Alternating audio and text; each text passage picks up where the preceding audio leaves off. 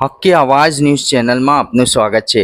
ડભોઈથી કોંગ્રેસમાંથી જીતેલા તમામ ઉમેદવારોને અન્ય સ્થળે ખસેડાયા। 36 બેઠકોમાંથી કોંગ્રેસ 21 બેઠક જીતી જ્યારે ભાજપ 15 બેઠકો જીતી છે।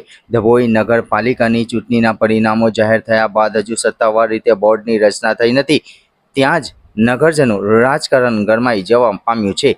પાલિકાની કુલ 36 બેઠકોમાંથી કોંગ્રેસ 21 બેઠકો પર વિજય મેળવી સ્પષ્ટ બહુમતી મેળવી છે, જ્યારે ભાજપને 15 બેઠકો મળી છે।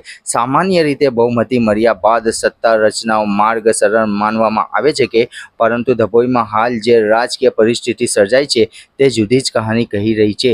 કોંગ્રેસમાં તોડજોડની રાજનીતિનો ભય ઊભો થતાં પક્ષ દ્વારા જીતેલા કેટલાક સભ્યોને અજ્ઞાત સ્થળે ખસેડવાની કાર્યવાહી કરવામાં આવી હોવાનું સામે આવ્યું છે। રિપોર્ટ રફીક મંસૂરી,